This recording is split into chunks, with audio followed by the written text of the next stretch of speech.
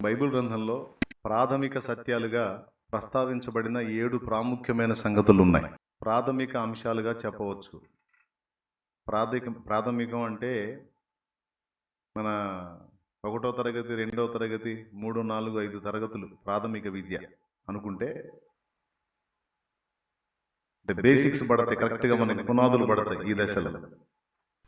ఆధ్యాత్మిక జీవితంలో, ఆత్మీయ జీవితంలో, భక్తి జీవితంలో కూడా ఇది చాలా కీలకం. అంటే మూలోపదేశం లేదా పునాది సత్యం, బేసిక్స్. కనీసం నాకు తెలుసా లేదా, నాకు అవగాహన ఉందా? ఒక వ్యక్తికి నేను దేవుని గురించి చెప్పి ఆ వ్యక్తిని రక్షణలో నడిపించాలంటే ఆ వ్యక్తికి కనీసం నేను ఏ విషయాల్లో అవగాహన కల్పించాలనే ఆలోచన మనకు ఉండాలి. ఆ సబ్జెక్టు మనకు తెలిసి ఉండాలి. మనకే అవగాహన లేకుండా ఎదుటి వాళ్ళని మనం నడిపించలేం. పునాది సత్యములు 7 మనం ఖచ్చితంగా నేర్చుకోవాల్సింది కదా. మొట్టమొదటిది యేసుక్రీస్తు. యేసుక్రీస్తే ముఖ్యమైన మూలరాయి అయి ఉండగా అపోస్తలులు, ప్రవక్తలు వేసిన పునాది మీద మీరు కట్టబడుచున్నారు అన్నాడు. యేసుక్రీస్తే ముఖ్యమైన మూలరాయి. ఈ మాట ఎక్కడుందో తెలుసా మీకు బైబిల్లో? 2:20 ఎఫెసీ పత్రిక. ఇంకా చెప్పాలంటే చదువు వచ్చిన వాళ్ళకంటే చదువు రానోళ్ళే నయం, బాగా గుర్తుపెట్టుకుంటారు. ఏం చెప్పాడు ఆయన అంటే 4 ముక్కలు చెప్పాడు, అర్థమైందని చెబుతారు బయట. ఈ చదువు వచ్చిన వాళ్ళు అది నోట్స్ రాసాలే, ఇంట్లో ఉంది అంటాడు. కాబట్టి కొంచెం మైండ్కి తీసుకోండి, హృదయానికి తీసుకోండి, అండ్ రాసుకోండి కూడా. బైబిల్ ఉన్నోళ్ళు తీయండి. ఎఫెసీ పత్రిక 2:20 చూడండి. క్రీస్తు యేసే ముఖ్యమైన మూలరాయి అయి ఉండగా అపోస్తులను, ప్రవక్తలను వేసిన పునాది మీద మీరు కట్టబడి ఉన్నారు. ముఖ్యమైన మూలరాయి. ముఖ్యమైన మూలరాయి అంటే నంబర్ 1లో మనం తెలుసుకోవాల్సింది యేసుక్రీస్తు గురించి. అవునా? రైట్. మళ్ళీ ఒక్కసారి చదువునానా? క్రీస్తు యేసే ముఖ్యమైన మూలరాయి అయి ఉండగా. క్రీస్తు యేసే ముఖ్యమైన మూలరాయి అయి ఉండగా అపోస్తులను, ప్రవక్తలను వేసిన పునాది మీద మీరు కట్టబడి ఉన్నారు. క్రీస్తు యేసే ముఖ్యమైన మూలరాయి అన్నాడు. అంటే మనం తెలుసుకోవాల్సిన బేసిక్స్లో మొట్టమొదటిది యేసుక్రీస్తు గురించి పరిశీలనగా తెలుసుకోవాలి. యేసుక్రీస్తు గురించి ఒక్కడి గురించేనా, లేకపోతే ఇంకా ఎవరైనా ఉన్నారా అంటే, యేసుక్రీస్తు తండ్రి అయిన దేవుడు, పరిశుద్ధాత్మ దేవుడు.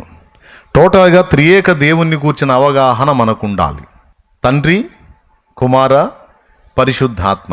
అసలు తండ్రి ఎవరు, కుమారుడు ఎవరు, పరిశుద్ధాత్మ ఎవరు, వీళ్ళ ఆలోచన ఏంటి, వీళ్ళ పరిచర్య ఏంటి అనేది మనం క్లియర్గా తెలుసుకొని ఉండాలి. ఫస్ట్ పరలోక తండ్రిని గురించి బైబిల్ గ్రంథంలో ఏమేం చెప్పబడింది?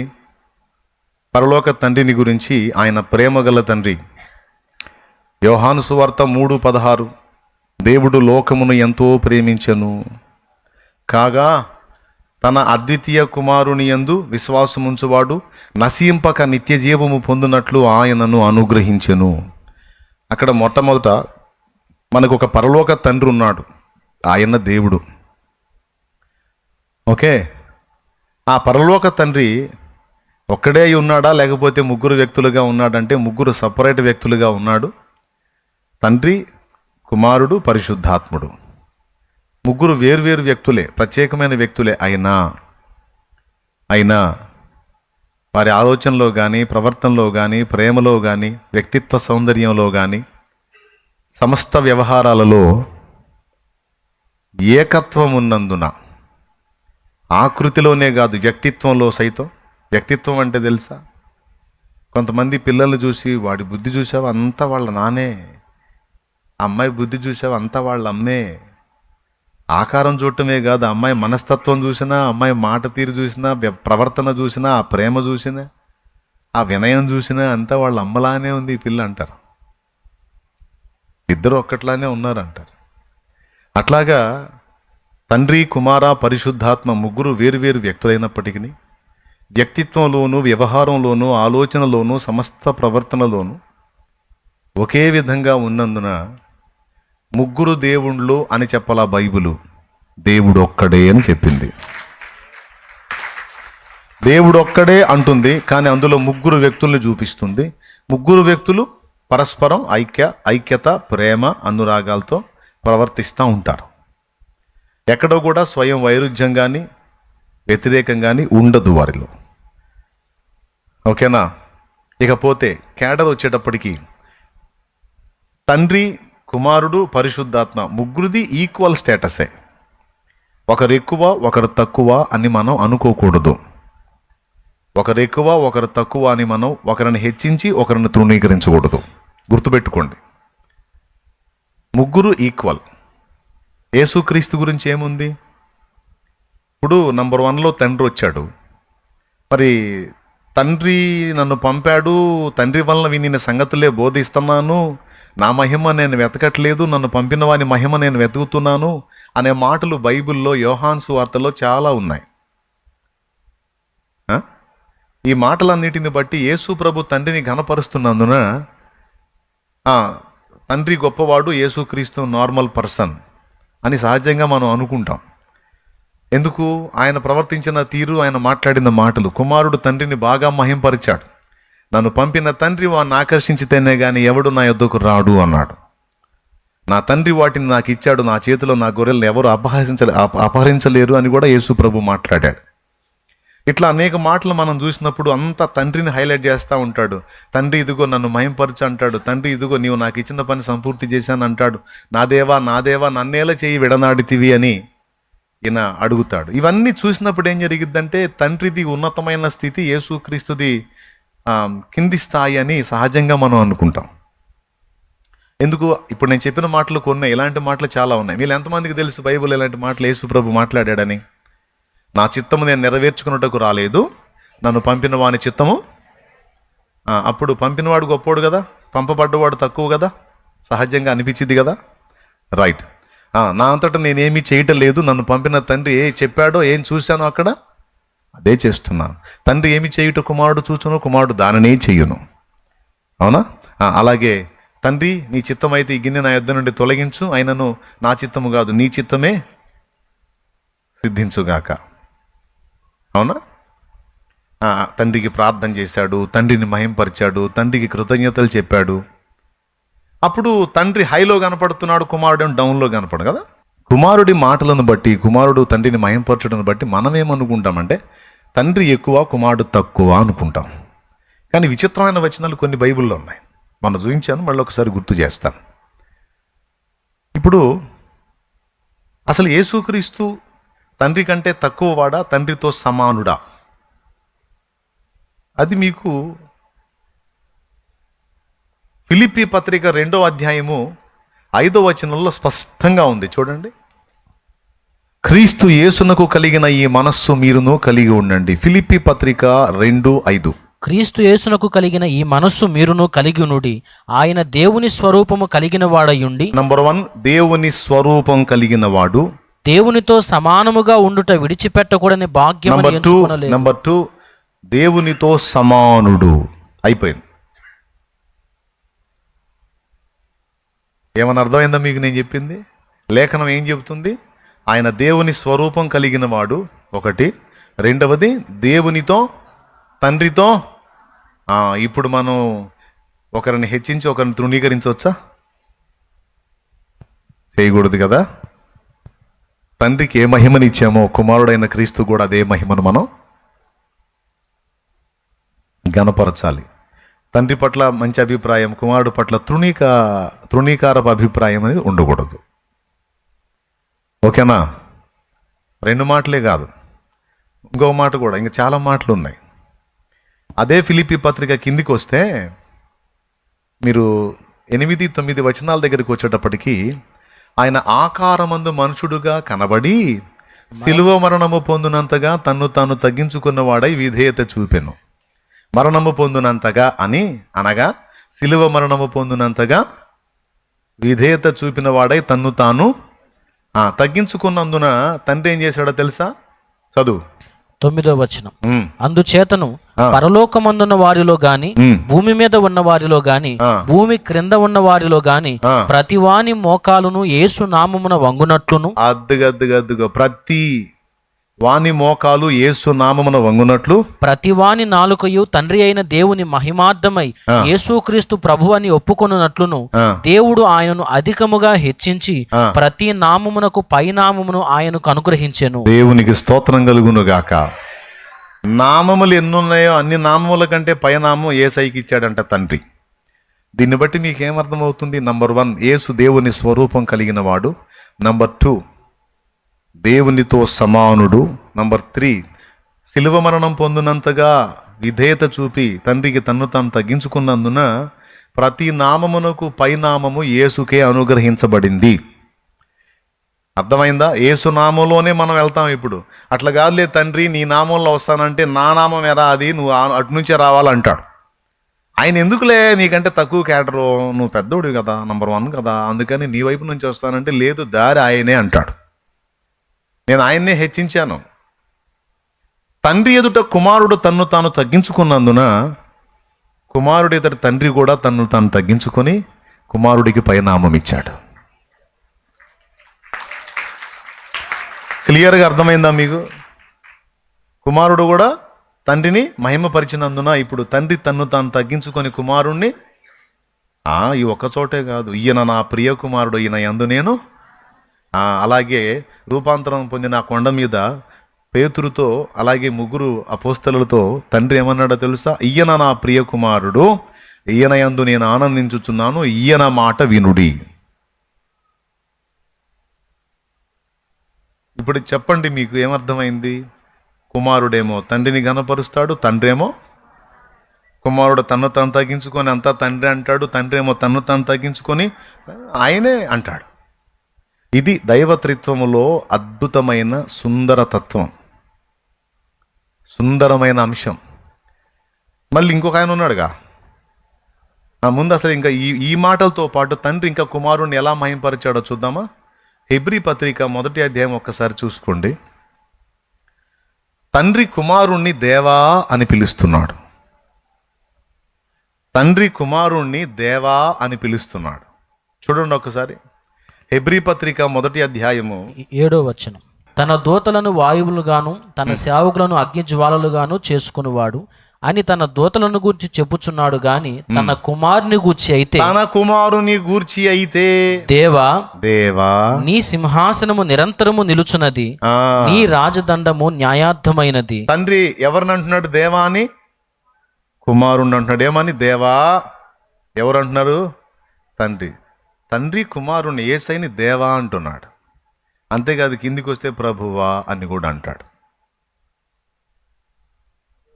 మళ్ళీ కుమారుడు యెషయాగ్రంథం 48:12 ప్రభువగు యెహోవాయు ఆయన ఆత్మయు నన్ను పంపాను అంటాడు.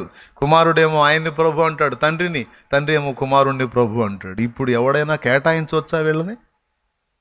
ఒకళ్ళని ఎత్తి ఒకళ్ళని తగ్గించవచ్చా? అవునా? చదువు, ఆ కింద వచ్చిన కూడా చదువు. ఫస్ట్ ఏమన్నాడు? దేవా నీ సింహాసనము నిరంతరము, నీ రాజదండము న్యాయార్థమైనది. కిందికి చదువు 10వ వచనం. మరియు ప్రభువా నీవు ఆదియందు భూమికి పునాది వేసితివి. దేవునికి స్తోత్రం కలుగునుగా.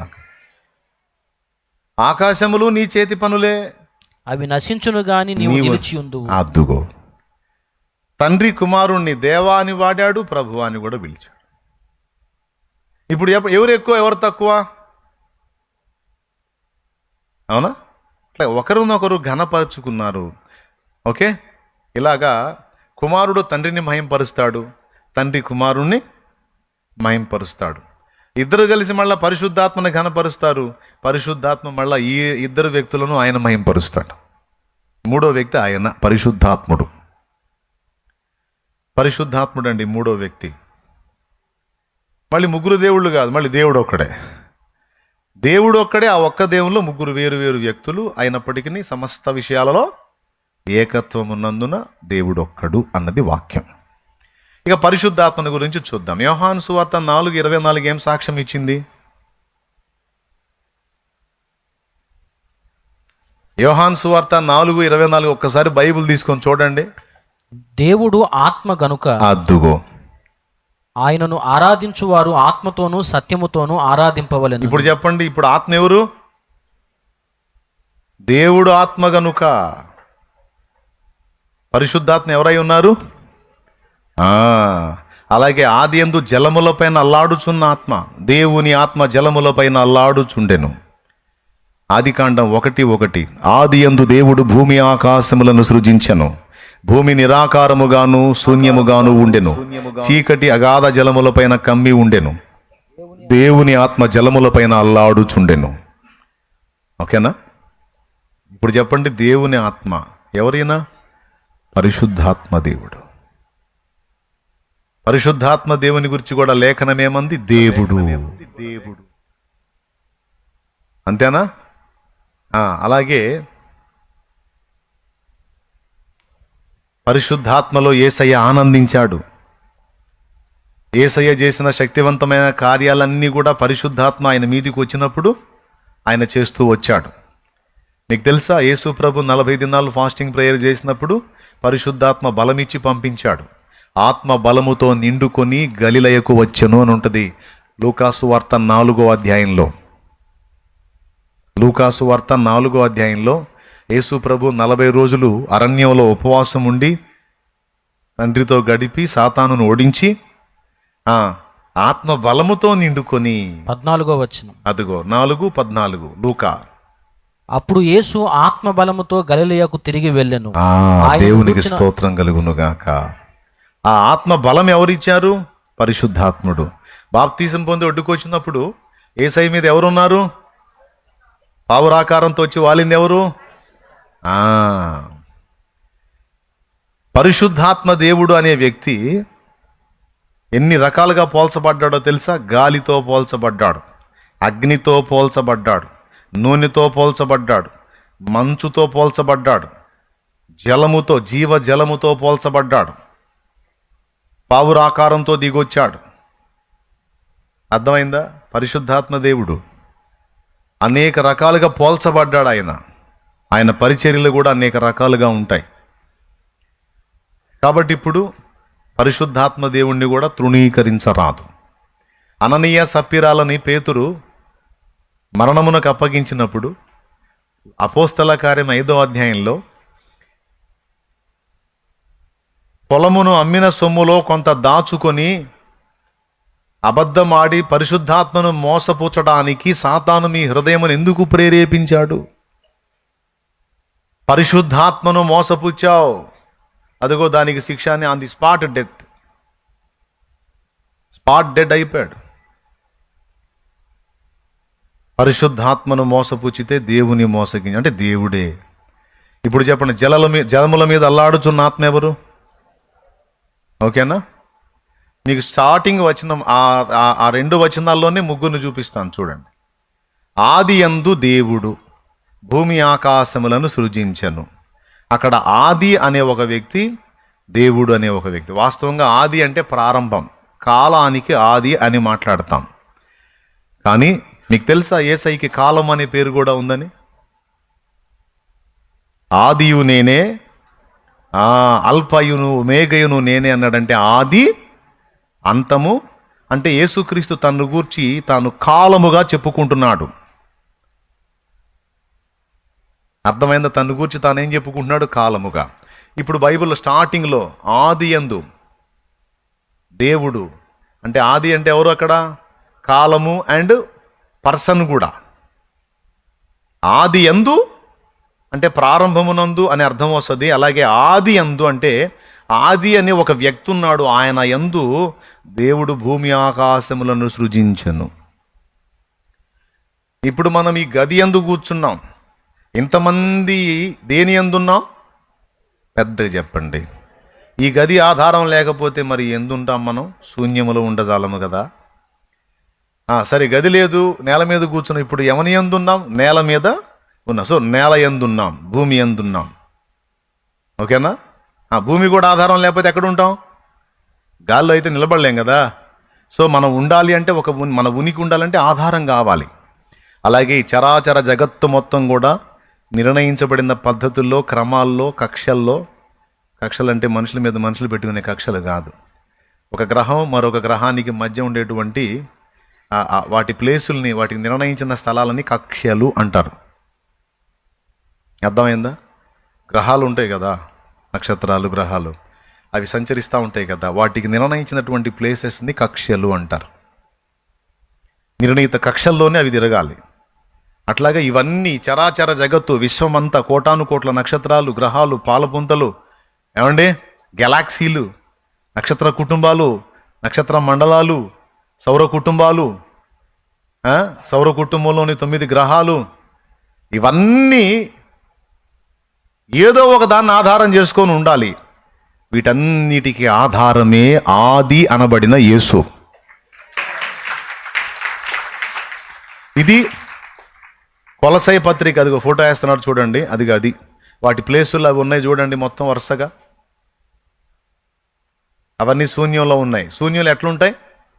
ఏదో ఒక శక్తి పట్టుంచుతుంది వాటిని ఆ ప్రదేశాల నుంచి దాటి పక్కకు పోకుండా. పోయిందనుకో అవుటే. భూమి ఏమి లేదు మీకు. భూమి సూర్యుని కొంచెం దగ్గరికి వెళ్ళిందనుకో మాడి మసి అయిపోయి ధూళి కండలైపోయింది భూమి. ఎందుకు? సూర్యుడి నక్షత్రం ఒక అగ్నిగోళం, అది కొంచెం క్లోజ్ అయిందంటే చాలు, హాయ్ ఫ్రెండ్ బాగున్నాం అనుకుంటే దగ్గర పోయిందనుకో భూమి మొత్తం మనం ఎవడు ఉండడు. ఇక దక్షిణాఫ్రికా వాళ్ళని చూసారా మీరు? పాపం ఇప్పుడు ఏటవాళ్ళ కిరణాలు, లంబ కిరణాలు అని ఉంటాయి మన స్టడీలో, ఐడియా ఉందా మీకు? వాళ్ళ పరిస్థితి అలా ఎందుకు ఉంటుందో తెలుసా? అక్కడ నక్షత్రాలు పడే కోణం వేరు, నక్షత్రాలు అంటే కిరణాలు పడే కోణం వేరు, మన మీద పడే కిరణాల కోణం వేరు. ఏటవాళ్ళు కిరణాలు, వాళ్ళ మీద పడే కిరణాలు పాపం డైరెక్ట్గా పడతాయి. అందుకే ఎక్కువ శాతం క్యాన్సర్ బలహీనతలు అక్కడ ఉంటాయి, చర్మ క్యాన్సర్స్ ఎక్కువ అక్కడ వస్తాయి. పాపం తలకాయలు కూడా ఎవడో నిప్పుల్లో గాల్చినట్టు అయిపోతాయి పాపం వాళ్ళ తలకాయలన్నీ. చూసారా మీరు? నీగ్రోస్ దక్షిణాఫ్రికా వాళ్ళని చూసారా మీరు? ఆకారాలు కూడా నల్లగా, జుట్టేమో అగ్నిలో గాలిస్తే బూడిదైపోయినట్టు కాస్త కూస్తా ఉన్నట్టు ఉంటుంది పాపం. వాళ్ళకి మన జాగిరి ఉండదు. అదిగో దేవునికి స్తోత్రం కలుగునుగా. చిన్నప్పుడు నా సోషల్ స్టడీ అండ్ సైన్స్ స్టడీలో ఎన్నో వచ్చినాయి. స్తోత్రం చెప్పండి గట్టిగా ఒకసారి.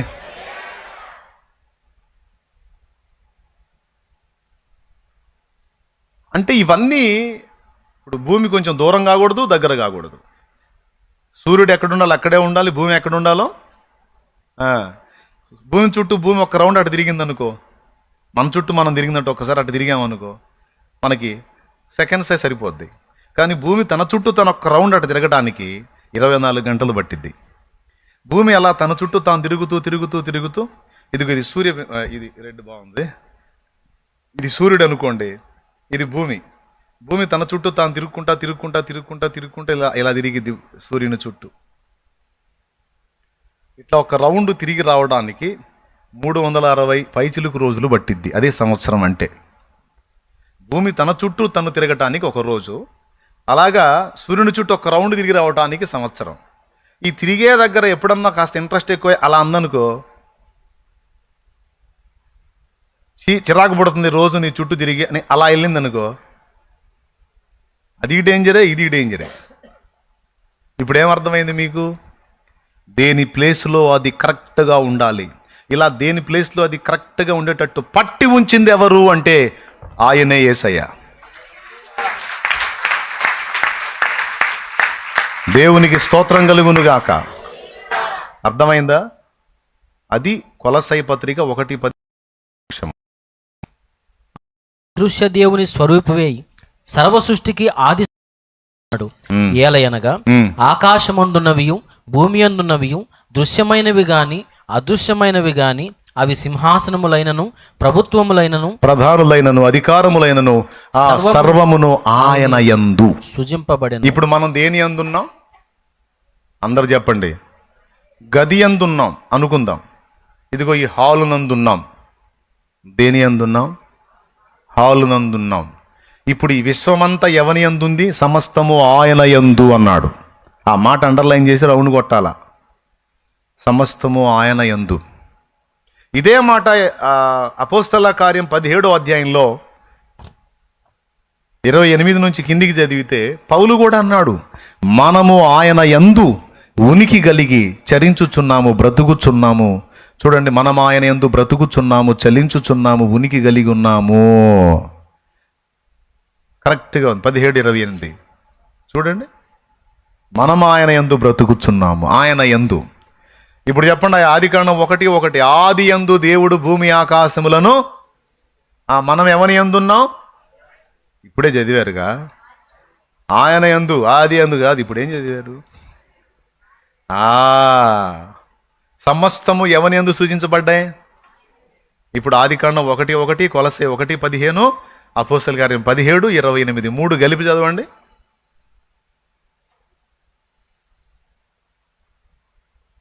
దేవునికి స్తోత్రం కలుగును గాక.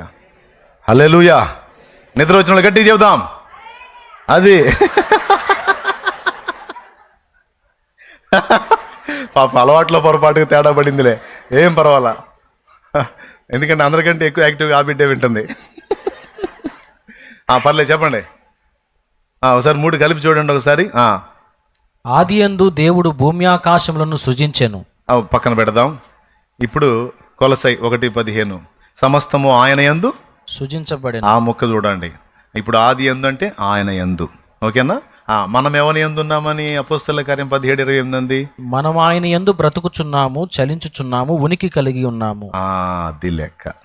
ఇప్పుడు నాస్తికులు ఉన్నారు కదా, దేవుడు ఏటి దేవుడు అంటారు కదా, ఈ నిద్రమోహముడు బతుకుతుందే దేవుళ్ళో. అర్థమైందా? బైబిల్ ఏముందంటే, దేవుడు లేడనేవాడిని బుద్ధిహీనుడు అంటే మానసిక రోగి అని తేల్చేసింది.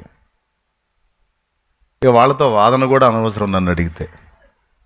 ఎందుకంటే మైండ్ కండిషన్ బాగున్నోడితో మాట్లాడవచ్చు, కానీ ఎఫెక్ట్ అయినోడితో మాట్లాడలేం కదా, అవునా? డ్యామేజ్ అయినోడితో ఏం మాట్లాడతావు? శూన్యంలో చూస్తుంటాడు, అంటుంటాడు ఏం అంటుంటాడు. మా పేషెంట్తో మాట్లాడలేం కదా. వాడేదో పిచ్చి మాటలు మాట్లాడుతూ ఉంటాడు, వదిలేయాలి, మనం పట్టించుకోకూడదు. దేవుడు ఉన్నాడు, మనం ఆయన యందే ఉన్నాం. ఇప్పుడు చీమ నా షర్ట్ మీద ఎక్కి చీమ అదంటది మనిషి అంట, మనిషి నా ముందుకు రమ్మనండి. ఎక్కడుంది అది? నా చొక్కా మీద ఉంది. దాని ప్రయాణం అంతా నా చొక్కా మీద నడుస్తుంది. మళ్ళీ అది ఏమంటుంది తెలుసా? మనిషి లేడు, ఏమి లేడు అంటుంది. దాన్ని ఏం చేయాలా? ఎప్పుడు అర్థమైంది తెలుసా? పట్టుకొని నలిపేసినప్పుడు అర్థమైంది దానికి. అయ్యి బాబాయ్ ఎవడో పట్టుకున్నాడు నన్ను, ఎవడో నలుపుతున్నాడని. వాడేరా మనిషి అని చెప్పొచ్చు అప్పుడు. అట్లాగే దేవుడు లేడనే బుద్ధిహీనలో కూడా ఆ సమయం వచ్చినప్పుడు ఆ పేపర్ దించేస్తాడు కదా దేవుడు, అప్పుడు అర్థమైంది అరే దేవుడు ఉన్నాడు రా అని.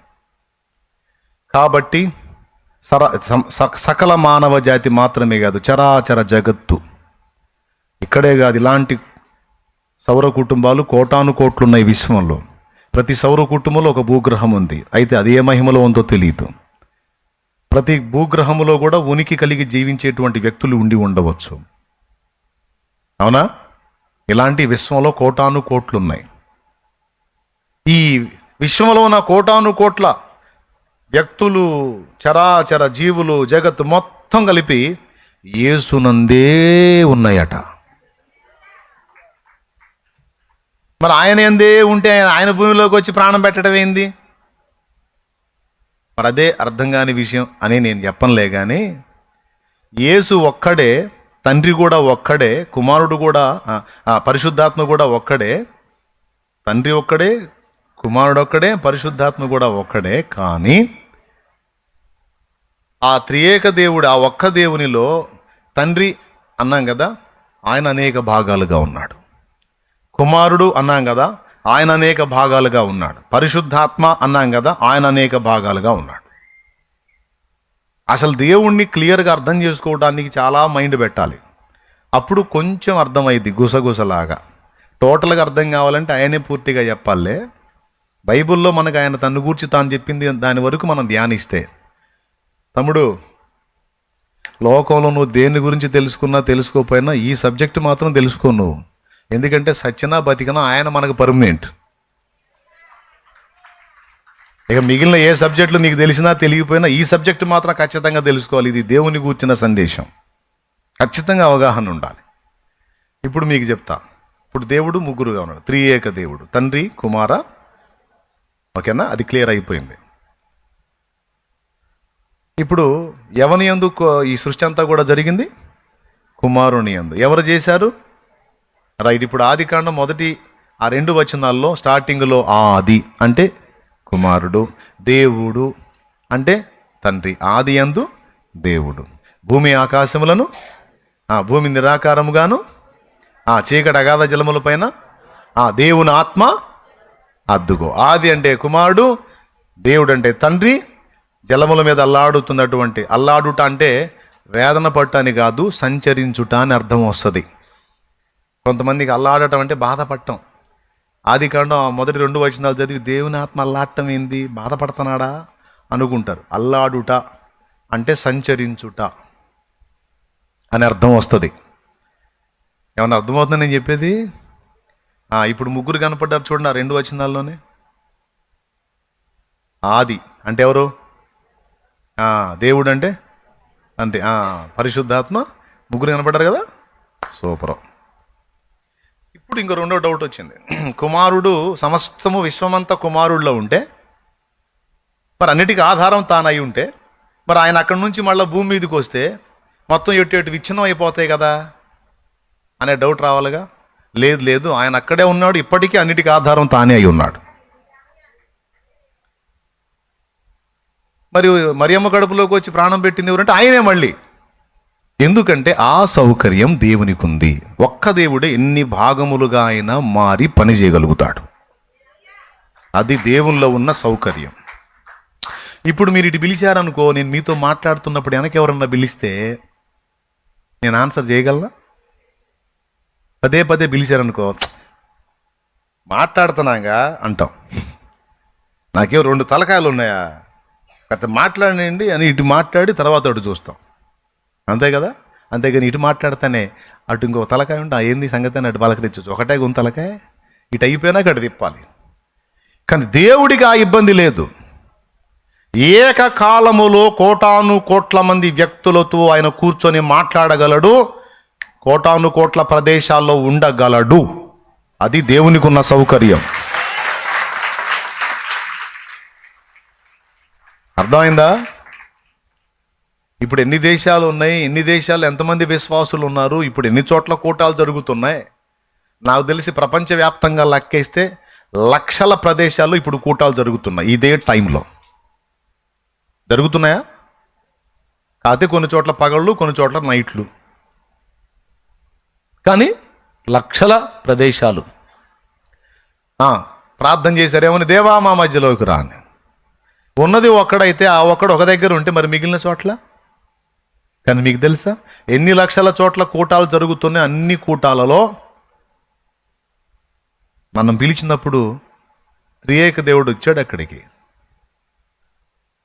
అట్లెట్లా కుదిరిద్దన్నా? 1,00,000 దేవుళ్ళు ఏమైనా ఉన్నారా అంటే ఉన్నది ఒక్క దేవుడే. ఆయన 3 భాగాలుగా ఉన్నాడు, 3 వ్యక్తులుగా. మళ్ళా ఆ 3 వ్యక్తులు ఒక్కొక్క వ్యక్తి కోటాను కోట్ల భాగాలుగా ఉన్నాడు. మీకు ఇంకా ఈజీగా అర్థమయ్యేటట్టు చెప్తాను ఈ వస్తువులు చూపించి. 3 వస్తువులు నా చేతిలో ఉన్నాయి, ఓకేనా? ఈ 3 కలిసి దేవుడు అనుకుందాం. అయితే మళ్ళీ విడివిడిగా ఈ ఒక్కొక్క వస్తువు మళ్ళీ కోటాను కోట్ల భాగాలుగా ఉంది. కోటాను కోట్ల భాగాలుగా ఉంది. కోటాను కోట్ల అంటే తండ్రి అనుకుందాం. కోటాను కోట్ల భాగాలుగా ఉన్నాడు. ఎందుకంటే సమీపించరాని తేజస్సులో ఉన్నాడా? మొదటి తిమోతి 6:15 ప్రకారం సమీపించరాని తేజస్సులో ఉన్నాడు. చూడండి, అక్కడ దేవదూతలు లేరు, శరాపులు లేరు, కెరూబులు లేరు, ఎవ్వరూ లేరు. ఇప్పుడు మొత్తం కలిపి ఒక్కడే, ఓకేనా? చెప్పండి. ఇప్పుడు చూడండి, మొత్తం ఒకటా కాదా? రైట్.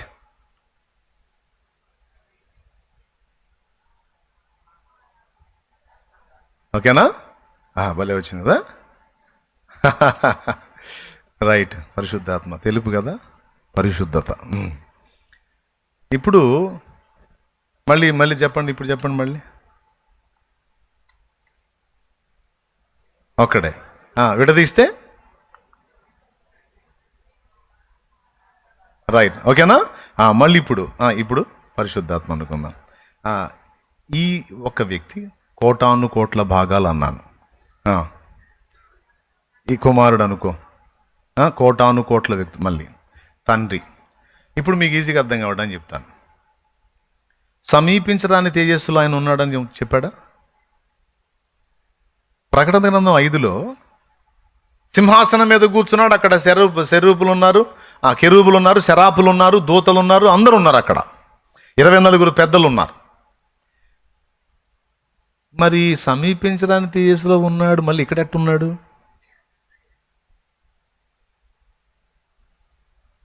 చెప్పండి ఒకసారి.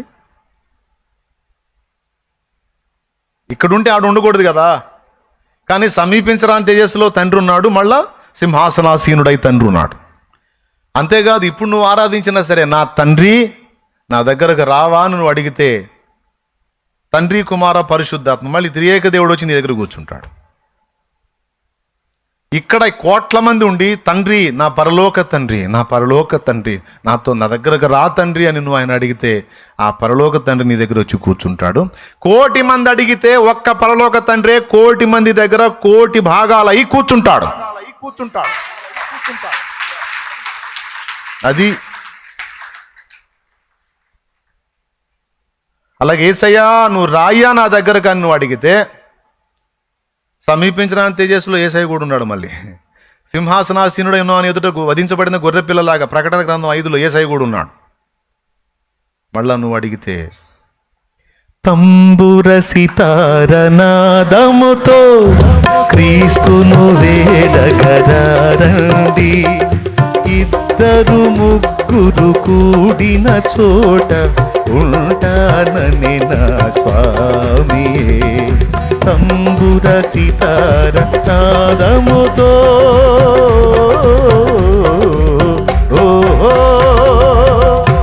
దేవునికి మహిమ. మరి ఇప్పుడు యేసయ్య చూడండి, తండ్రి దగ్గర ఉన్నాడు, అక్కడ సమీపించిన తేజస్సులో. మళ్ళీ ప్రకటన గ్రంథం 5లో సింహాసనం మీద ఉంటే అక్కడ 24 పెద్దలు ఉన్నారు, కెరూబులు ఉన్నారు, శరాపులు ఉన్నారు, అందరి మధ్యలో తండ్రి ఉన్నాడు. మళ్ళీ కుమారుడు వధింపబడిన గొర్రెపిల్ల ఉన్నాడు. ప్రకటన గ్రంథం 5, అవునా? ఉన్నాడా? మళ్ళీ 2-3 ఆయన నామంలో కూర్చుంటే వాళ్ళ మధ్యలో ఉంటాను అన్నాడు.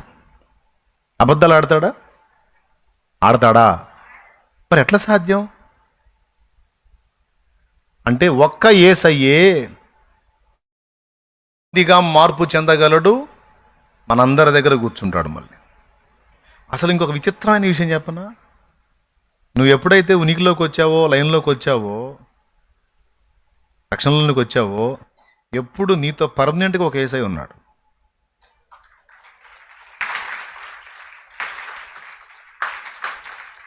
నాతో ఒక యేసయ్య ఉన్నాడు. ఎంతమంది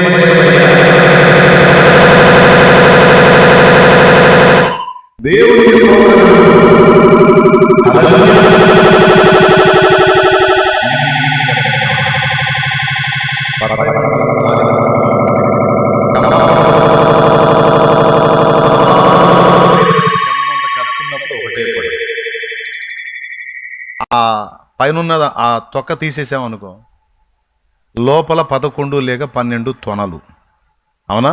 12 భాగాలు వస్తాయి. ఓకేనా? ఒక్కొక్క దాన్ని పట్టుకొని మళ్ళీ ఓపెన్ చేసామనుకో, దేనికి దానికి సపరేట్గా రసపు తిత్తులు ఉంటాయి. మళ్ళీ అన్నీ కలిసి ఉండవు. మళ్ళీ దేనికి దానికి సపరేట్ పొర ఉంటుంది. ఏదో అవగాహన ఉందా? బత్తాయి పండు, నారింజ పండు, కమల పండు కూడా చూడలేదా? అప్పనంగా తినుంటారుగా. దేవునికి స్తోత్రం, హల్లెలూయా. ఏమండి, అవునా? ఓపెన్ చేస్తే ఫస్ట్ చూస్తేనేమో పైన ఆ తొక్క తీనప్పుడు మొత్తం ఒకటే పండు, ఒలిస్తే 12-11 భాగాలు. దాన్ని ఒక్కో దాన్ని మళ్ళీ ఓపెన్ చేస్తే దేనికి దాన్ని సపరేట్ రసపు తిత్తులు మళ్ళీ చాలా సంఖ్యలో ఉంటాయి. ఇప్పుడు చెప్పండి, మొత్తం కలిపి ఆ సంయుక్త ఫలంలో ఎన్ని భాగాలు ఉందో చూడండి. ఇది రోమాపత్రికలో దేవుడు చెప్పింది. సృష్టింపబడిన వస్తువులను ఆలోచించుట వలన ఆయన దేవత్వము, నిత్య శక్తి కూడా మనకు అర్థమవుతాయట ఆ వస్తువులను చూస్తే. అందుకని నేను కమలా పండు చూపించాను. ఓకేనా? ఇప్పుడు కుమారుడు అనే ఒక తొన, తండ్రి అనే ఒక తొన, పరిశుద్ధాత్మ అనే ఒక తొన. మళ్ళీ అందులోంచి మనం విభాగిస్తే లోపల చాలా భాగాలు. ఈ మనం చూసే ఫ్రూట్స్లో కొన్నే ఉంటాయేమో కానీ దేవునిలో 1,000,000 భాగాలు ఉన్నాయి. కాబట్టే ఇంతమందికి ఏకకాలములో అదిగో ఫోటో వేసాడు చూడండి, సంయుక్త ఫలం కమల, పైన చూస్తే ఒకటే. ఓకేనా? అదే ఓపెన్ చేసినప్పుడు కోసినప్పుడు అర్థం, అది చిన్న చిన్నవి కనపడుతున్నాయి చూడండి సపరేట్గా, దేనికి దాన్ని సపరేట్గా ఉన్నాయి చూడండి, చిన్న చిన్నవి రసపు తిత్తులు అంటారు వాటిని. ఇంకా చెప్పాలంటే మనం ఇలా కొయ్యటం కన్నా కూడా చక్కగా ఒలిచి దేనికి దాన్ని తొనలు తీసి ఆ తొనల్ని మధ్యలోకి ఓపెన్ చేసే. మరి మీరు టపి తింటారు, నేను అవన్నీ విభాగించి చూసి తింటా. మీరు ఆ తొన తీసుకొని లాగేస్తారేమో, కానీ నేను అట్లా కాదు, నీట్గా ఓపెన్ చేసి చూస్తాను లోపల. ఎందుకంటే సృష్టికర్త యొక్క సంకేతం, సమాచారం అందులో దొరికిద్ది మనకి. ఓకేనా? ఇప్పుడు చెప్పండి, నంబర్ 1, అసలు దేవుడు ఏమై ఉన్నాడు? త్రియేక దేవుడైన, అంటే ముగ్గురు వ్యక్తులు, అలాగని ముగ్గురు దేవుళ్ళు కాదు, ఒక్కడే దేవుడు. ఆ ఒక్క దేవుల్లో ముగ్గురు సపరేట్ వ్యక్తులు ఉన్నారు. వాళ్ళ పేర్లు తండ్రి పరిశుద్ధాత్మ కలిసి కుమారుడి నామాన్ని హెచ్చించారు. రేపు వధువు సంఘం కూడా భార్యగా మారేది కుమారుడికి. అర్థమైందా? వధువు సంఘం అంటే మనం వెళ్ళి సింహాసనంలో ఆయన పక్కన కూర్చునేది ఎవరి పక్కనో తెలుసా? తండ్రి పక్కన, పరిశుద్ధాత్మ పక్కన కాదు, కుమారుడి పక్కన, యేసయ్య పక్కన కూర్చుంటాం. అందుకే మనం ప్రియుడా యేసయ్య నిన్ను అని డ్యూయట్ పాడుకుంటున్నాం. ఎవరితో పాడుతున్నాం? తండ్రితో పాటలో పరిశుద్ధాత్మ కుమారుడితో డ్యూయట్ పాడుతున్నాం.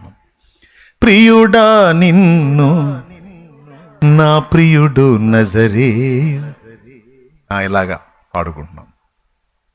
ఇప్పుడు మీరు వరుసగా చెప్తారన్నమాట. దేవుడు ఒక్కడే. ఒక్క దేవుళ్ళు ఎన్ని భాగాలు? ముగ్గురు వ్యక్తులు. ఎవరు వాళ్ళు? మళ్ళీ ఆ ముగ్గురు వ్యక్తులు ఒక్కొక్కరు మళ్ళీ ఏమై ఉన్నారు? కోటాను కోట్ల భాగములుగా ఉన్నారు. అందుకే పరిశుద్ధాత్ముడు సమీపించడానికి తేజస్సులో ఉండగలడు, సింహాసనం దగ్గర ప్రజ్వలించుచున్న దీపములుగా ఉండగలడు. అలాగే ఈరోజు నీతో నాతో ఉండగలడు, సంఘముతో ఉండగలడు, పర్సనల్గా నువ్వు వెళ్ళి మోకాళ్ళేస్తే నీతో ఉండగలడు. 1,000,000 మంది మోకాళ్ళేస్తే పరిశుద్ధాత్ముడు 1,000,000 మందితో ఉంటాడు, యేసయ్య 1,000,000 మందితో ఉంటాడు, తండ్రి 1,000,000 మందితో ఉంటాడు. ఒక్కడే 1,000,000 మందితో అంటే మనకంటే కుదరదు, దేవుడికి కూడా కుదరదా? మన వెరిమోకాలు వేసుకొని మనలాగా దేవుడిని ఆలోచిస్తే ఎట్లా సాధ్యమా? మనోళ్ళు మనుషులను తయారు చేద్దాం, రోబోలు తయారు చేస్తున్నారు, అవునా? ఆ మధ్య హోటల్లో అన్ని రోబోలే సర్వ్ చేస్తాయంటే పోయా, ఆ రోబోలన్నీ ఒక మూలన పెట్టారు. ఎందుకంటే లోపల మిషన్లు చెడిపోయినాయి. స్తోత్రం. మట్టి బొమ్మను చేసి నాసికరంధ్రాల్లో జీవవాయువును ఊది ఇంత చక్కని ఆకృతిగా మానవుణ్ణి నిర్మించాడు ఆయన. బొమ్మను తయారు చేసి అని ఊది బతుకురా అంటే మట్టి బొమ్మ మనిషి అయ్యాడు. మళ్ళీ ఆయన ఊదిన జీవాత్మ బయటికి పోయిందంటే మళ్ళా బొమ్మే. ఇంక నువ్వు పిలిచిందా లేదు, పుల్లయ్య వచ్చాడు చూడు, అమ్మా అయ్యా అమ్మా లే అంటే లేవరు. పొరపాటున నువ్వు ఎంతసేపు అడిగామని లేచినా నువ్వు ఆడుండవు. దేవునికి స్తోత్రం కలుగును కాక. హల్లెలూయా. తుపాకి కూడా దొరకవు, మనుషులు తొక్కుంటా పరిగెత్తుతావు. కొంతమంది ఏం చేద్దాం పాప, వాళ్ళ బాధ వాళ్ళది. పక్కన కూర్చొని అయ్యా అదిగోయ్యా సుబ్బారావు చల్లేయ్యా, వెంకట్రావు చల్లేయ్యా, ఏది నీ గోళం లేచాడు అనుకో. ఊపిరి ఊదక ముందు మట్టి బొమ్మ, ఊపిరి ఊదినాక మనిషి, ఆ ఊపిరి తిరిగి తీసుకున్న తర్వాత మట్టి బొమ్మ. అబ్బా, బొమ్మను ఆడిస్తున్నాడు చూసావా? మరి నీకు నాకు చేత దాడిచ్చు. మరి మళ్ళీ ఈ బొమ్మ నుంచి ఎన్ని బొమ్మలు ఉత్పత్తి అయినాయి? ఆదిలో చేసిన ఆ 2 బొమ్మలే. ఆ 2 బొమ్మల నుంచి ఉత్పత్తి అయింది ఇప్పుడు కోట్లు. ఎన్ని బొమ్మలు వచ్చినాయో చూడండి. స్తోత్రం. మరి రోబోని చేస్తారు, ఇంకో రోబోని కనమని ఒక రోబోని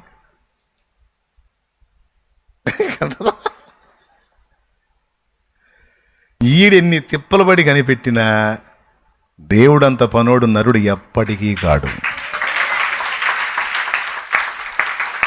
కాబట్టి ఎప్పుడైనా మనిషి తనలాగా దేవుణ్ణి ఊహించకూడదు, ఆలోచించకూడదు. దేవుడు నాలాగే ఉంటాడు ఇలాగే అని నీలాగా నాలాగా దేవుణ్ణి ఊహించొద్దు. నీకంటే భిన్నంగా ఉన్నాడు ఆయన. నీకు లేని చాలా సౌకర్యాలు దేవునికి ఉన్నాయి, ఇది గుర్తుపెట్టుకో. నీకు దమ్ముంటే బండ నుంచి నీళ్లు తెప్పించు, మరి వస్తాయని ట్రై చేయి. రోజు బండ చుట్టూ తిరిగి దండం పెట్టి వచ్చిద్దాం,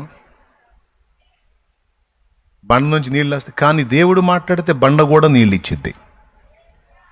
నీళ్ళని రాతి వల్ల నిలబెట్టి నీకు దమ్ముంటే.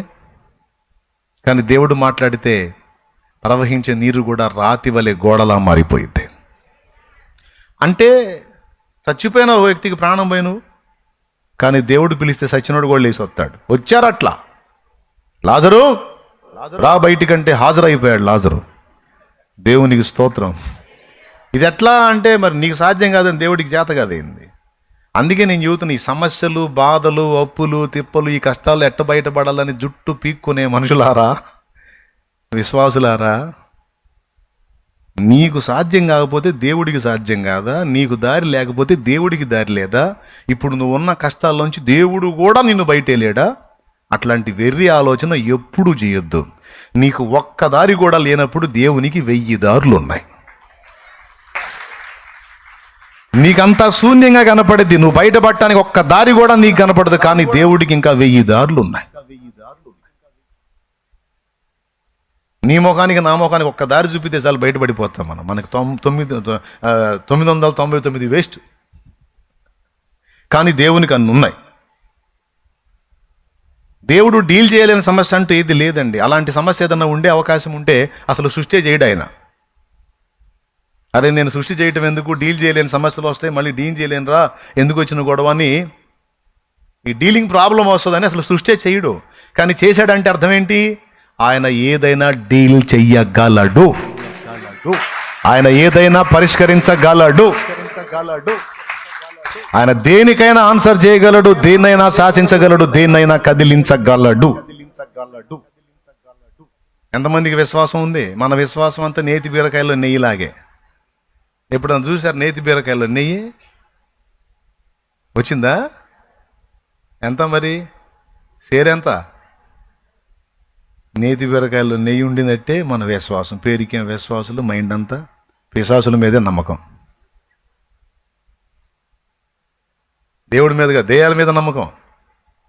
పొరపాటును కూడా అలా అనుకోవద్దు. నీతో ఎప్పుడూ దేవుడిని పోల్చుకోవద్దు. నీకు లేని చాలా సౌకర్యాలు దేవునికి ఉన్నాయి. నీకు ఒక టైం ఉంది, కానీ దేవునికి టైం లేదు. నీకు ప్రాణం పుట్టింది పోయింది కూడా ఉంది, కానీ దేవుడికి ప్రాణం నిరంతరం జీవించువాడు ఆయన. ఓకేనా? నీకు ఒక పర్సనాలిటీ ఉంది. నీ పర్సనాలిటీకి ఒక 6 అడుగుల కొలమానం ఉంది. 6, 5, కొంతమంది 4, 5, కొంతమంది 4, కొంతమంది 3 అంటే ఊరుకోరే. 3 అంటే 3 అడుగులు 1 అంగుళం అంటారు. దేవునికి స్తోత్రం. మనకంటూ ఒక కొలమానం ఉంది. కానీ ఆయన అపరిమితమైన వాడు. ఆయన ఎంతున్నాడు అనటానికి ఆయన కొలత వేయలేం. ఎందుకు చెప్పు? ఇది దోసిలి, ఇందులో సగం పుడిసిలి. ఇప్పుడు 7 సముద్రాలు అంటామే మన సముద్రాలు. ఈ సముద్రాల జలములన్నీ కూడా దోసిలితో పోయటానికి రాలా, ఆయనకి కుదరలా. అందుకే పుడిసిలితో కొలిసి పోసాడంట. అంటే ఇన్ని సముద్రాల నీళ్లు ఆయన పుడిసిల్లో పట్టినాయి. అప్పుడు ఆ చెయ్యి అంతా ఊహించు.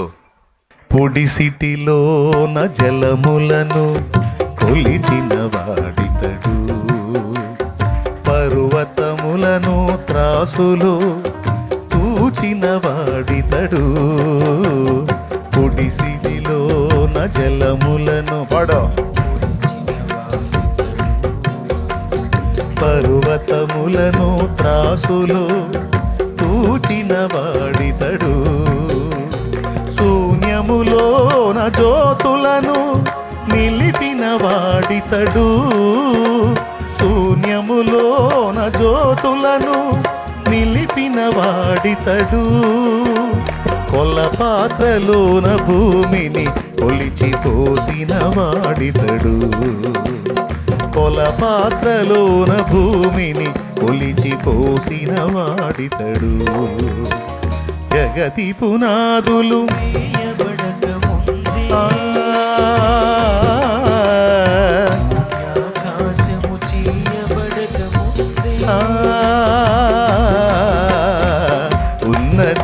దేవుడు, ఆది సంబుధుడు, ఉన్న దేవుడు.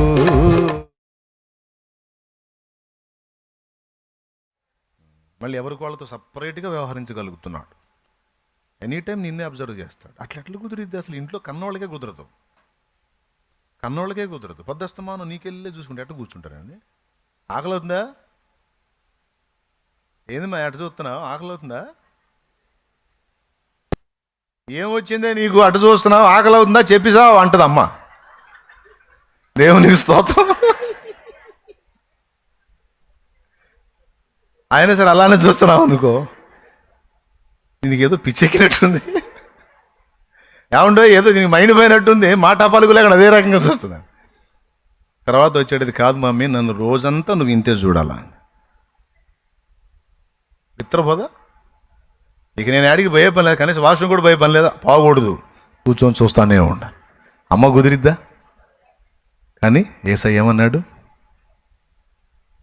తల్లి అయిన మరచునేమో నేను నిన్ను మరువను, చూడుము నార చేతులలో నిన్ను చెక్కియున్నాను. తల్లి అయిన మరచునేమో నేను నిన్ను మరువను, చూడుము నార చేతులలో నిన్ను చెక్కియున్నాను. నీ పాదము తొట్టిల్లనీయను నేను, నిన్ను కాపాడువాడు కునుకడు నిదురపోడు అని చెప్పి వాగ్దానం చేసిన యేసయ్య తల్లిలా లాలించును, తండ్రిలా ప్రేమించును. తల్లిలా లాలించును, తండ్రిలా ప్రేమించును. ముదిమి వచ్చు వరకు ఎత్తుకొని ముద్దాడును, చంక పెట్టుకొని కాపాడును. యేసయ్య తల్లిలా లాలించును, తండ్రిలా ప్రేమించును. తల్లిలా లాలించును, తండ్రిలా ప్రేమించును.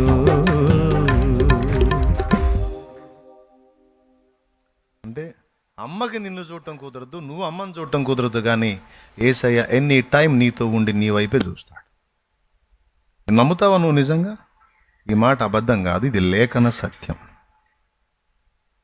ఎనీ టైం ఒక కెమెరా ఎప్పుడు మన వైపే ఉన్నట్టు యేసయ్య దృష్టి ఎప్పుడు మన మీదే ఉంటుంది. ఒక భక్తుడు అన్నాడు, ఒక క్షణమైన నీవు మరచిన నే బ్రతుకగలన, యేసయ్య ఉనికిన నిద్రించిన నా స్థితి ఏమౌనో మెస్సయ్యా. క్షణం కూడా తిప్పడు. ఇక్కడ మనకు అన్నీ తెలియాలి. ఈ క్షణం తిప్పడు, ఎనీ టైం మన వైపే చూస్తాడు. మళ్ళీ కోట్ల మందికి వెళ్ళి అంతే ఉన్నాడు. ఇంకొక దారుణమైన ఆశ్చర్యకరమైన విషయం చెప్పనా? మనుషుల్ని మనల్ని ఎలా చూస్తున్నాడో జీవకోటి మొత్తాన్ని అంతే చూస్తున్నాడు ఆయన. చేపల్ని, అరిచే పిల్ల కాకులను, వాటికి కూడా ఫుడ్ పెడతాడు. తెలుసా మీకు? ఆకాశ పక్షులను చూడుడి, అవి విత్తవు కోయవు కొట్లలో, ఆయనను మీ పరలోక తండ్రి నిత్యము వాటిని. అసలు నీ ఇంటి చుట్టూ ఎన్ని పక్షులు తిరుగుతున్నాయి నీకు తెలుసా? మీ ఇంటి చుట్టూ కుక్కలెన్నో మీకు తెలుసా? ఆ కుక్కలకి ఫుడ్ పెడుతున్నాడు, పైన ఎగిరే కాకులకు పెడుతున్నాడు. నీ ఇంటి చుట్టూ వాళ్ళ పిచ్చుకలకి, పక్షులకి ఆయన ఫుడ్ పెడతాడు ఎవ్రీ డే. ఇంట్లో వాళ్ళకి పెట్టలేక సత్తనమ్మను. దేవునికి స్తోత్రం, హల్లెలూయా. కానీ సకల జీవులకు కూడా ప్రాణం ఇచ్చేవాడు. ఏ పక్షి కడుపులో ఆహారం ఉందో, ఏ పక్షి ఖాళీ పొట్టతో ఉందో నా తండ్రికి తెలుసు. ఏ చేప కడుపులో షెకెలుందో, ఏ చేప కడుపులో ఆహారం ఉందో, ఏ చేప కడుపు ఇంకా ఆహారం లేక ఖాళీగా తిరుగుతుందో నా తండ్రికి తెలుసు. అందుకే సీమోన్తో చెప్పింది, సీమోను సముద్రానికి వెళ్ళి గాలం వెయ్యి, మొదట వచ్చే చేపను పట్టుకొని దాని నోరు తెరు, ఒక షెకెల్ ఉంటుంది, అది తీసుకొచ్చి నీకు నాకు పన్ను కట్టమంటాడు. అంటే ఏది షెకెల్ మింగిందో, ఏది ఆహారం మింగిందో, ఏది ఖాళీ పొట్టతో ఉందో, చేపల గురించే ఎరిగిన దేవుడు, పక్షుల గురించి ఎరిగిన దేవుడు, వాటన్నిటికంటే మీరు ఎంతో శ్రేష్ఠులు అన్నాడు. మన పొట్ట ఖాళీగా ఉంటే ఆయనకి తెలీదా? నా తల్లి నన్ను మరచిన, నా తండ్రి నన్ను విడచిన, నన్ను మరువని దైవమా, ఎడబాయని ప్రాణమా. నా తల్లి నన్ను మరచిన, నా తండ్రి నన్ను విడచిన, నా తల్లి నన్ను మరచిన, నా తండ్రి నన్ను విడచిన, నన్ను మరువని దైవమా, ఎడబాయని ప్రాణమా. నన్ను మరువని దైవమా, ఎడబాయని ప్రాణమా. దేవునికి మహిమ. నీ పొట్ట అందక ఆహారం అందక ఖాళీగా ఉందా? అన్నం సహించకను కడుపు మార్చుకుంటున్నావా? బాధను బట్టి పస్తున్నావా? వేదనను బట్టి ఉపవాసం ఉన్నావా? నీ పొట్ట చూస్తాడు ఆయన. ఏంది ఈరోజు నా బిడ్డ పొట్ట నిండలేదేంటి? ఎందుకు? లేకనా? లేకపోతే మానుకుందా? ఏమ్మా ఎందుకు తినలా? నా వేదన అలా ఉంది, నేను ఉపవాసం ఉన్నాను. అరే, అందుకే ఫాస్టింగ్ ప్రేయర్ ఉపవాస ప్రార్థన ఎందుకు చేయమంటారు తెలుసా భక్తులు? వాక్యం ఎందుకు చెప్పిందో తెలుసా? ఉపవాస ప్రార్థన గొప్పది అని. ఉపవాస ప్రార్థన గురించి, అది నీ ఖాళీ పొట్టతో చేస్తున్నావు. నీ పొట్ట ఖాళీని ఊరుకోడు. మరి పక్షుల పొట్ట ఖాళీగా ఉంటేనే ఓర్చుకోలేడు, చేపల పొట్ట ఖాళీ.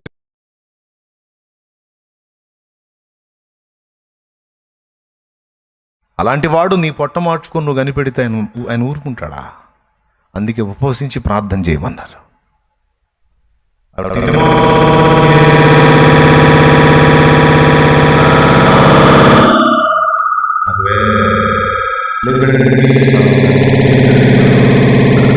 తీసుకుందాక నేను తినలేను. అవునా? నేను అంత బాధ పెట్టిందా? సరే, బాధపడక నేను తీసేస్తాలే అని ఇలాగే ఎనీ టైం నిన్ను మానిటరింగ్ చేస్తాను. నీ వైపే ఆయన ఉంటాడని నమ్మగలవా నువ్వు? ఎందుకంటే తన ప్రాణం కంటే ఎక్కువగా నిన్ను ప్రేమించాడు ఆయన. దేవుడు లోకమును ఎంతో, త్రియేక దేవుడు నిన్ను ప్రేమిస్తున్నాడు. తండ్రి నిన్ను ప్రేమిస్తున్నాడు, యేసయ్య నిన్ను ప్రేమిస్తున్నాడు, పరిశుద్ధాత్ముడు నిన్ను ప్రేమిస్తున్నాడు. అందుకే నిరంతరం నీతో ఉన్నాడు. నీ ఖాళీ పొట్ట తెలుసు ఆయనకి. చూడండి ఎన్ని ప్రాణుల్ని బ్యాలెన్స్ చేస్తున్నాడు. సముద్రం ఎంత పెద్దది, అంత సముద్రంలో ఎన్ని ఉంటాయి? కోటాను కోట్ల చేపలు, మిలియన్ కోట్లు అని చెప్పగలమా? అన్నిటి కడుపులు చూసి అన్నం పెడుతున్నాడు వాటికి. అబద్ధమా ఇది? అరచు పిల్ల కాకులకు ఆహారం ఇచ్చువాడు, విత్తని పక్షులను నిత్యము పోషించుచున్నావు. విత్తని పక్షులను నిత్యము పోషించుచున్నావు. నీ పిల్లలు వాటి కంటే శ్రేష్ఠులే కదా. నీ ఉన్నంత వరకు నీ పిల్లలు వాటి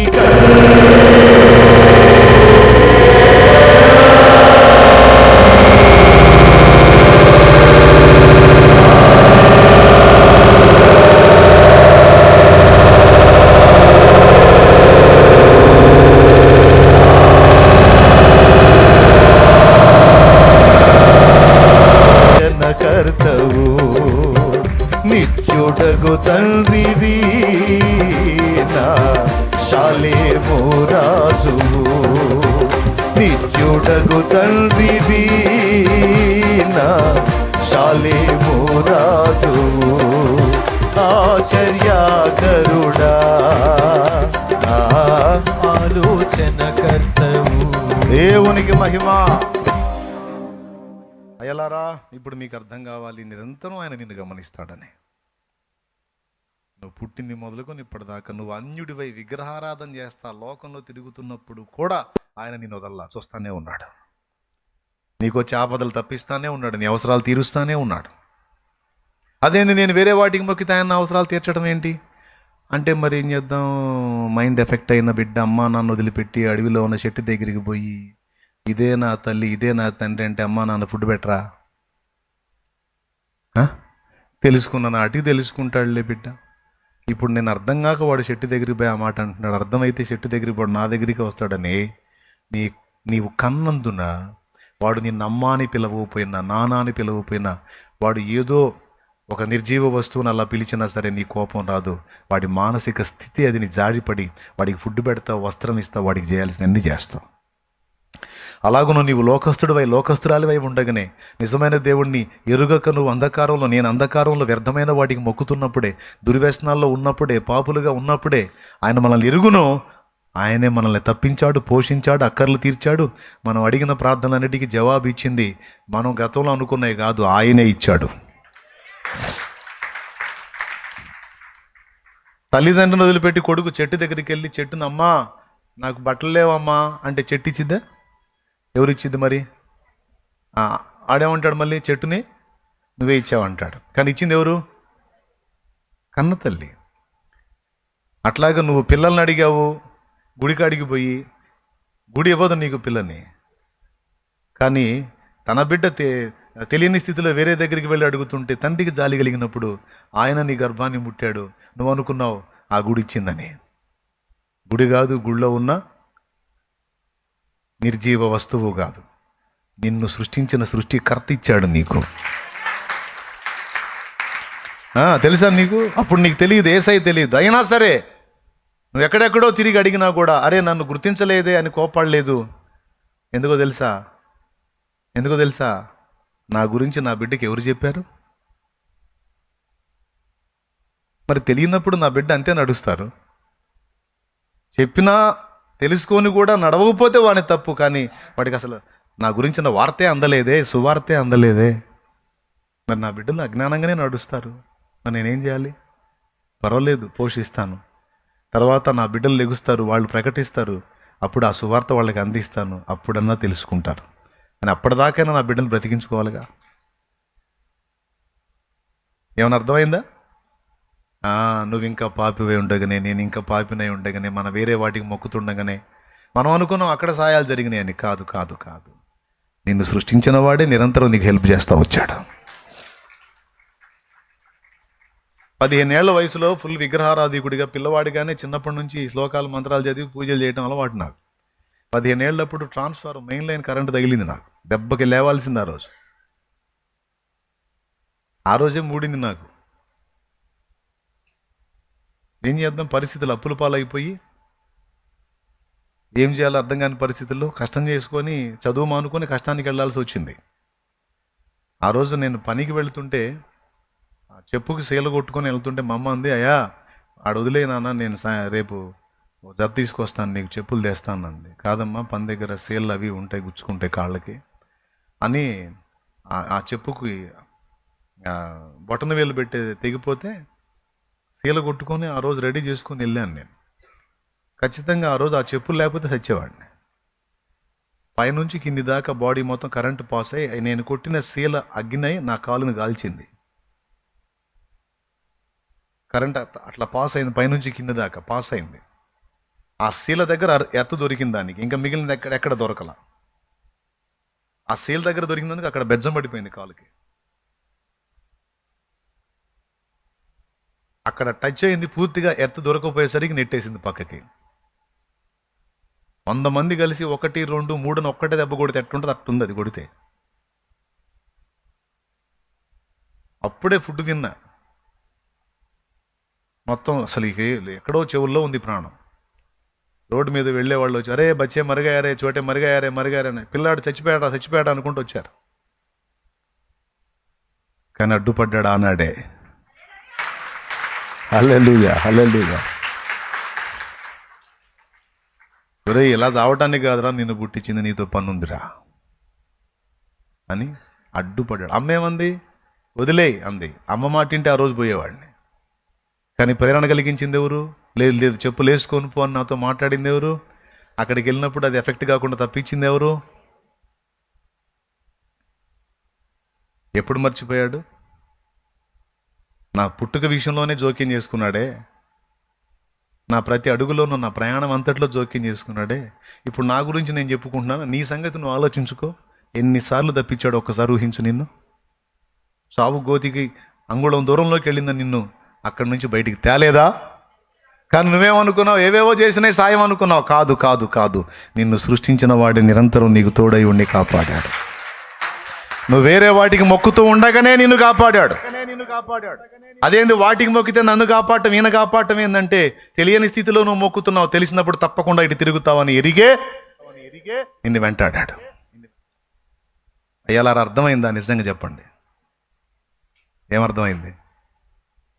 నిరంతరం నిన్ను మానిటరింగ్ చేస్తున్నాడు, చూస్తున్నాడు, నీ కోసం ప్రాణం పెట్టాడు, నిన్ను ప్రేమిస్తున్నాడు. నీ పొట్ట ఖాళీ అయితే ఆయన గమనిస్తాడు. కోట్ల మంది దగ్గర కూడా సింగిల్గా కూర్చొని నిన్ను అబ్జర్వ్ చేయగలుగుతాడు ఎనీ టైం. చెప్పండి, ఒక్కడే. రైట్, ముగ్గురు. మళ్ళీ ఒక్కొక్క భాగం అలా ఎలా ఉంటాడు అని మనుషులు అడిగితే చెప్పసఖ్యము కాదు, ఎందుకంటే దేవునికి అసౌకర్యం. రైట్. ఇప్పుడు ఈ ముగ్గురు సృష్టి కార్యాలు ఎలా పాలుపంపులు పొందారంటే, తండ్రి సంకల్పించాడు, కుమారుడు మొత్తం నెరవేర్చాడు, అందులో పరిశుద్ధాత్మ కూడా జోక్యం చేసుకున్నాడు. సంకల్పం ఎవరిది? నిర్మాత ఎవరు? కుమారుడు. మొత్తం నిర్మించింది. అంతేకాదు, తండ్రి సంకల్పించిన సంకల్పానికి ఆధారం ఎవరు? కుమారుడే. రైట్. సృష్టి మొత్తానికి ఆధారము యేసయ్య. చెప్పండి అందరు నోరు తెరిసి. సృష్టి మొత్తం ఎవని యందు ఉన్నది? రైట్. ఇప్పుడు సృష్టి పాపంలో పడ్డప్పుడు ఆయనలో ఒక భాగం వచ్చి ప్రాణం పెట్టాడు. ఇప్పుడు ఆయన ఎన్నో భాగాలు ఉన్నాడనే ఒక్క విషయం నీకు అర్థం కావడానికి ఇంత మ్యాటర్ చెప్పాల్సి వచ్చింది. ఇప్పుడు ఆధారంగా, అన్నిటికీ ఆధారంగా ఆయన ఉన్నాడు. మళ్ళా ఈ సృష్టి పాపంలో పడ్డప్పుడు విమోచించడానికి ఆయనే. అంబస్య పారే భువనస్య మధ్యే నాకస్య పృష్ఠే మహతో మహీయాన్. అంబస్య పారే భువనస్య మధ్యే నాకస్య పృష్ఠే మహతో మహీయాన్. శుక్రేణ జ్యోతిర్గుంక్షి సామను ప్రవిష్టః ప్రజాపతిశ్చరతి గర్భే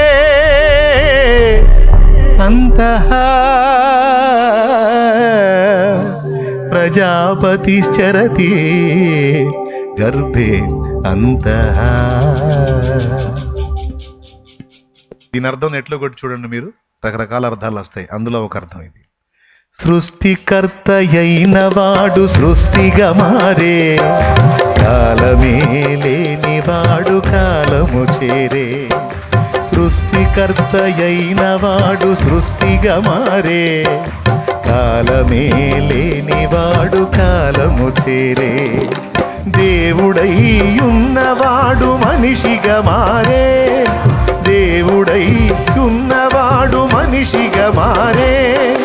మాతృగర్భమందు చేరి ఆటలు ఆడే, మాతృగర్భమందు చేరి ఆటలు ఆడే.